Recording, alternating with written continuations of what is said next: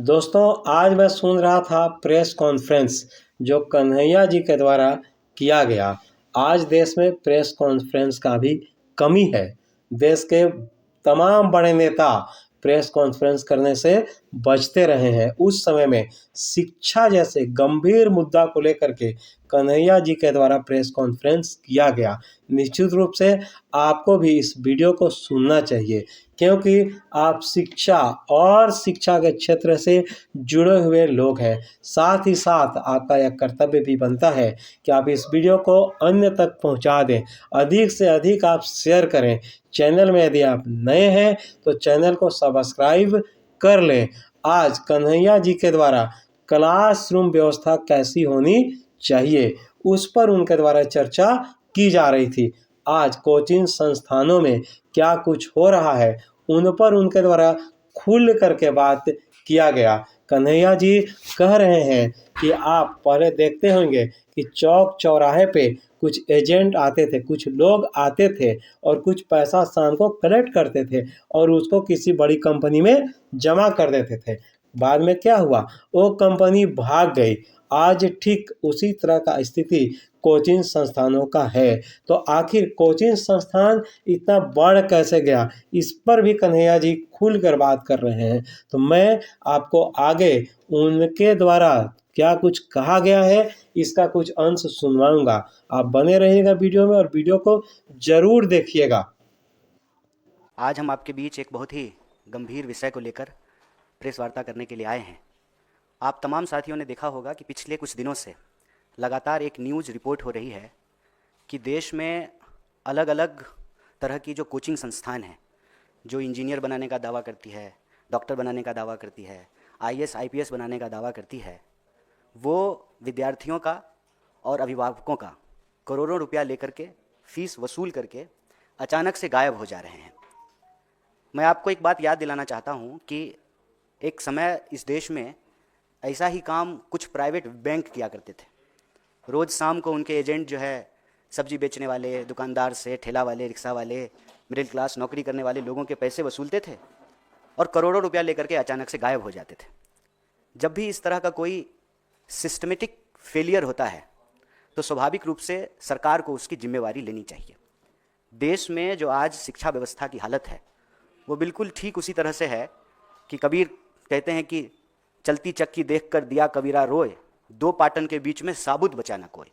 सरकार और बाजार, इस दोनों के बीच में इस देश के विद्यार्थी और इस देश का भविष्य, इस देश का नागरिक पिसता जा रहा है। और ये सारा खेल शुरू उस लॉजिक से होता है कि शिक्षा इंसान बनाने के लिए नहीं, एक कमाऊ इंसान बनाने के लिए ली जानी चाहिए और दी जानी चाहिए। बाजार का जो तर्क है कि जिसमें मुनाफा नहीं है उसका अस्तित्व नहीं होना चाहिए। शिक्षा को जब मुनाफे के नजरिए से देखने लगे, उसका नतीजा यह हुआ कि सपना बेचा जाने लगा। अंधों के शहर में आईना बेचने का जो कारोबार है, सीट पता है कि 100 है, एग्जाम देने वाले 1 करोड़ हैं, तो हम उस 100 में पहुंच जाएं, उसकी होड़ और फिर उसका कारोबार। और ये 100 सीट क्यों है? क्योंकि सरकारी व्यवस्था जो है उसमें लगातार रोज बरोज गिरावट आई। सरकारी स्कूल में पढ़ाई नहीं होगा, सरकारी अस्पताल में इलाज नहीं होगा, तो स्वाभाविक रूप से सरकारी संस्थान जो हैं वो कमज़ोर होंगे और उसकी जगह पे जो है निजी संस्थानों की उत्पत्ति होगी। और ये जानबूझ करके किया गया, इसलिए ताकि शिक्षा जो प्राप्त करने वाले लोग हैं वो सिटीजन ना रहें, स्टूडेंट ना रहें, उनको कंज्यूमर बना दिया जाए। और इसी कंज्यूमर सर्विस के लॉजिक के तहत देश भर में कोचिंग की बाढ़ आई। आपने दिल्ली में देखा, बेसमेंट में पढ़ते हुए जो है विद्यार्थी की मौत हो गई। और जब हम मौत की बात करते हैं, भारत में एक संस्कृति है, गांव में अगर किसी की मौत हो जाए तो किसी के घर में खाना नहीं बनता है। सामने से अगर डेड बॉडी जा रही हो तो बिना जात बिना धर्म पूछे हुए लोग उसको नमस्कार करते हैं और कहते हैं कि आत्मा को शांति मिले।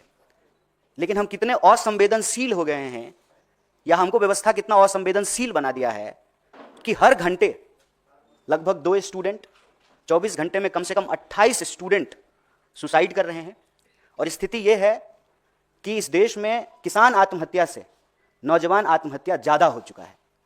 जैसे किसान आत्महत्या के पीछे सिस्टम जिम्मेवार है, उसी तरह से स्टूडेंट की आत्महत्या के लिए भी सिस्टम जिम्मेवार है। और ये सिस्टम जो स्टूडेंट को मार रहा है एक प्रेशर कुकर बना रहा है।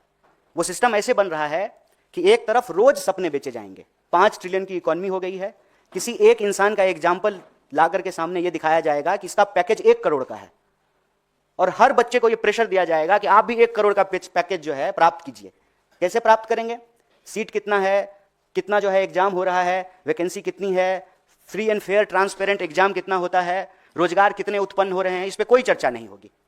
रोजगार दिलाने के नाम पर कोचिंग संस्थान बनेंगे और लोगों की गाढ़ी कमाई, नौकरी करने वाले लोग उनकी सैलरी, किसान को उनके फसल से जो कमाई हुई है, जो मजदूर हैं जो रोज मजदूरी करते हैं, पेट काट करके अपने बच्चों को पढ़ा रहे हैं कि हम तो मजदूर हैं, हमारा बच्चा अच्छा इंजीनियर हो जाएगा, और अचानक रातों रात सैकड़ों दर्जनों संस्थान जो है वो बंद कर दिए जाएंगे।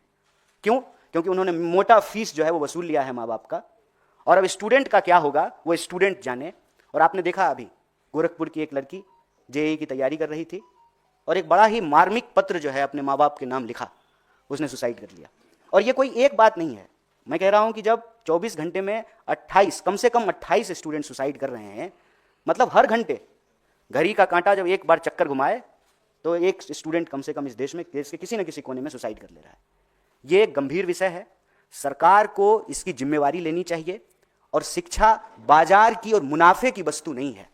मैं आपको याद दिलाना चाहता हूं, अभी सीबीएसई का एग्जाम हो रहा है। सीबीएसई के एग्जाम और रिजल्ट के बाद बड़े पैमाने पे विद्यार्थी सुसाइड करते थे। यूपीए की सरकार ने यह फैसला लिया कि हम किसी को पास फेल नहीं करेंगे, हम ग्रेड देंगे। और हम सब जो पढ़ लिख लिए हैं, मैं पीएचडी कर लिया हूं, आप तमाम लोग जो है अलग अलग पढ़ाई कर लिए हैं, ये रेस कभी अंत होता है क्या? 10वां फर्स्ट डिवीजन पास कर लेंगे तो सब ठीक हो जाएगा, 12वीं फर्स्ट डिवीजन पास कर लेंगे तो सब ठीक हो जाएगा, पत्रकारिता में डिप्लोमा कर लेंगे तो सब ठीक हो जाएगा, इंजीनियरिंग की पढ़ाई कर लेंगे तो सब ठीक हो जाएगा। पीएचडी करके लोगों को नौकरी नहीं मिल रही है। 45 साल में देश में सबसे ज्यादा बेरोजगारी है। इतनी बेरोजगारी हिंदुस्तान के इतिहास में आज तक नहीं था। तो यह जो व्यवस्था, सरकार और बाजार, उसके बीच में इस देश का भविष्य जो पिस रहा है, उस पर सरकार को जो है एक रेगुलेशन लाना चाहिए और इस बात को इंश्योर करना चाहिए कि जितने रिक्त पद हैं ट्रांसपेरेंट तरीके से उस पर एग्जाम हो। कोई ऐसा पेपर नहीं है जिसमें धांधली नहीं होती है, कोई ऐसी नौकरी नहीं है जिसको पैसे देकर के खरीदा नहीं जाता है। तो इस देश के भविष्य के ऊपर, इस देश के नौजवान और विद्यार्थी के ऊपर एक भारी दबाव है और एक सजग समाज के तौर पर, एक संवेदनशील देश के तौर पर इसकी सामूहिक जिम्मेवारी हम सबको लेनी चाहिए। सरकार को ये रेगुलेशन बनाना चाहिए और इस तहत हमारा कांग्रेस पार्टी की तरफ से 3 महत्वपूर्ण मांग है। पहला, आप सरकारी संस्थानों को बेहतर कीजिए। आप सरकारी संस्थानों को कमजोर करके निजी क्षेत्र को भी स्वाभाविक रूप से विकसित होने में बाधा उत्पन्न करेंगे। सरकारी संस्थान ठीक से काम करेगा, बीएसएनएल ठीक से चलेगा, तभी जियो धन धनाधन होगा। सरकारी संस्थानों को तबाह करके निजी संस्थानों को, अभी प्रधानमंत्री जी ने कहा अमेरिका में एक देश के व्यवसायी से जब उनसे प्रश्न पूछा गया, यहां तो प्रेस कॉन्फ्रेंस करते नहीं है, तो उन्होंने कहा कि निजी मामला है। निजी मामला कैसे है सर? सरकारी संस्थाएं, सार्वजनिक क्षेत्र की चीजें ठीक से फंक्शन करेगी तभी निजी क्षेत्र की संस्थाएं और उसकी जो जिम्मेवारी है ठीक तरीके से उसका निर्वहन कर पाएंगे, पहला। और दूसरा कि इस देश में आईएएस बनाने का, इंजीनियर बनाने का, डॉक्टर बनाने का जो एक धंधा है, उसका एक रेगुलेशन होना बहुत जरूरी है। कहने का तात्पर्य यह है कि अगर कोई कोचिंग संस्थान विद्यार्थियों से और उसके अभिभावकों से पैसा वसूला है तो उसकी जिम्मेवारी है कि वो उस कोर्स को पूरा करे। अगर वो उस पे कोर्स को पूरा नहीं करते हैं तो एक तरह का स्कैम है, एक तरह का घोटाला है। सरकार को जो है यह अनियंत्रित जो व्यवसाय है लोगों को बेवकूफ बनाने का, उसको जो है नियंत्रित करना चाहिए। और तीसरा, जितने भी रिक्त पद हैं ट्रांसपेरेंट तरीके से उसको भरा जाए, उसके ऊपर जो है अच्छे से जो है एग्जाम हो और बेरोजगारी की समस्या को कम किया जाए, ताकि इस देश के जो भविष्य हैं, इस देश के जो नौजवान हैं, जो विद्यार्थी हैं, जो व्यवस्था में पिस रहे हैं, बाजार और सरकार की इस जो है खतरनाक मौत तक पहुंचाने वाली जो व्यवस्था है उसमें जो पिस रहे हैं, उससे उनको बचाया जा सके।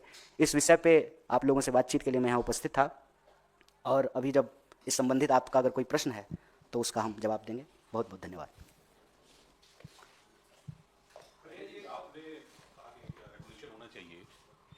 रेगुलेशन की बात कर रहे हैं कि आप कोचिंग संस्थानों पर या सरकार कुछ इस तरह का बनाए, आपकी राय क्या है? क्योंकि आप तो खुद एक अच्छे छात्र नेता रहे हैं और आप सक्रिय राजनीति में, तो आपकी अपनी राय कि कैसे इस पूरे जो आप जिसे कह रहे हैं कि बाजार बन गया है, इस पर रोक लगेगी, क्या करे सरकार? देखिए, इस संबंध में हम 2 बात हाईलाइट करना चाहते हैं। एक कि अगर हमारे क्लासरूम में पढ़ाई होगी तो हमको कोचिंग पढ़ने की ज़रूरत नहीं होगी। और ये बात मैं ऐसे ही हवा में नहीं कह रहा हूँ, ये ज़्यादा दिन की बात नहीं है। हमारे पिताजी, हमारी माताजी जब स्कूल कॉलेज में पढ़ा करती थी तब ये कोचिंग और ट्यूशन का सिस्टम नहीं था, क्लासरूम में ही पढ़ाई होती थी और वो इनफ था। और उस ज़माने में तो कोई अगर अपने घर पे बुला करके पढ़ाए तो उस टीचर को बहुत दोयम दर्जे से देखा जाता था कि ये तो कोचिंग पढ़ाते हैं। तो किसी पेशा की जो सेंसिटिविटी है, जो उसकी सेंटिटी है, उसको जब हम रिड्यूस कर देते हैं, और ये रिड्यूस कब होता है, जब आप एजुकेशन एक बेहतर नागरिक बनाने की बजाय जॉम्बी बनाने के लिए देना चाहते हैं, एक रेस में जो है लोगों को शामिल कराने के लिए एजुकेशन देना चाहते हैं। और उस रेस का ही नतीजा है कि पहले जो है उसको अंक लाने का, मतलब जब से उसका जीवन शुरू होगा तो उसके ऊपर एक एंजाइटी होगी, दबाव होगा कि उसको अच्छा अंक लाना है। और अंक लाने के रेस से जब वो बाहर निकलता है तो फिर वो सैलरी का जीरो गिनना शुरू करता है, और पहले अंक लाने की एंजाइटी, फिर EMI भरने की एंजाइटी। तो एजुकेशन का तात्पर्य सिर्फ और सिर्फ मुनाफा कमाना नहीं है, एक बेहतर इंसान भी बनाना है। आज हमारे देश के नॉलेज इंडस्ट्री का बुरा हाल इसलिए है कि हम इसको मार्केट फोर्स से देखते हैं। हम ये देखते हैं कि किस संस्थान से पढ़ने के बाद कितना पैकेज मिलता है। तो सबसे पहले तो ये नैरेटिव बदलना जरूरी है, और ये नैरेटिव बदलने के लिए सरकार का जो प्रचार का तरीका है उसको संवेदनशीलता से लेते हुए उसको बदलना चाहिए। हर जगह देखिए ना कि आपको एक डेटा और नंबर फेंका जाता है। 50 करोड़ लोगों ने जो है कुंभ में स्नान किया, नंबर, हर जगह नंबर फेंका जाता है। 5 ट्रिलियन की इकोनॉमी हो गई है, 80 करोड़ लोगों को जो है फ्री अनाज दे दिया है। हर चीज को मैं कहता हूं कि इस देश की हिस्ट्री ये है कि हम सब्जेक्ट थे, लेकिन देश को आज़ादी मिली, उसके बाद हम सिटीजन हुए। आज उस सिटीजन को नंबर में रिड्यूस किया जा रहा है। सरकार अपने नागरिकों को, अपने विद्यार्थियों को, नौजवानों को नंबर में रिड्यूस नहीं करे। नंबर सिर्फ हमारा जो है आइडेंटिटी नहीं है, हम एक इंसान हैं, नंबर से बियॉन्ड हमारी आइडेंटिटी है। और इस बात को संवेदनशीलता से सरकार को अलग अलग माध्यमों से, अपने मंचों से, और जो संवैधानिक पदों पे बैठे हुए लोग हैं उनको कहने और बोलने की जरूरत है। अगर हम कहते हैं कि लोकतंत्र की सर्वोच्च संस्था संसद है, तो संसद के पटल पर इस बात को उठाया और बोला जाना चाहिए ताकि समाज को एक मैसेज मिले। और दूसरा कि रेगुलेशन का जहां तक बात है, पहले तो आप अपने संस्थानों को बेहतर कीजिए ताकि जो है लोगों को बाहर कोचिंग या इन जैसी चीज़ों या इन जगहों पे एक्सप्लॉइट होने की जरूरत नहीं पड़े। उसके बाद जो है अगर फिर भी, क्योंकि लोगों का चॉइस है, कोई अगर सरकारी अस्पताल में इलाज कराना चाहते हैं या कोई प्राइवेट अस्पताल में इलाज कराना चाहते हैं, कोई सरकारी स्कूल में पढ़ना चाहता है, कोई प्राइवेट स्कूल में पढ़ना चाहता है, आप उसके इस आज़ादी को नहीं छीन सकते हैं। लेकिन जैसे सरकारी संस्थानों के लिए रेगुलेशन है, उसके लिए कोई ना कोई अकाउंटेबल होता है, वैसे ही निजी संस्थानों के लिए भी कोई ना कोई अकाउंटेबल हो। जो कंपनी है उस कंपनी का कोई तो मालिक होगा, कोई तो CEO होगा, जो उसके तमाम जो अलग अलग ब्रांचेज खोले गए हैं उसका भी कोई ना कोई डायरेक्टर होगा।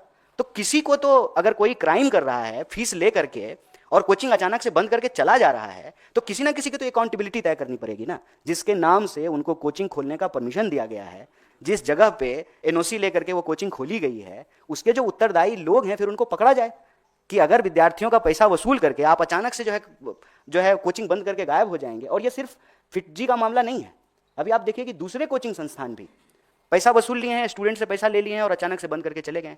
अब वो जो हजारों स्टूडेंट है वो कहाँ जाए, वो कहाँ जाकर के FIR कराए, किस अथॉरिटी के सामने जाए, कहाँ जाकर के अपने इश्यूज और अपने कंसर्न को रेज करे।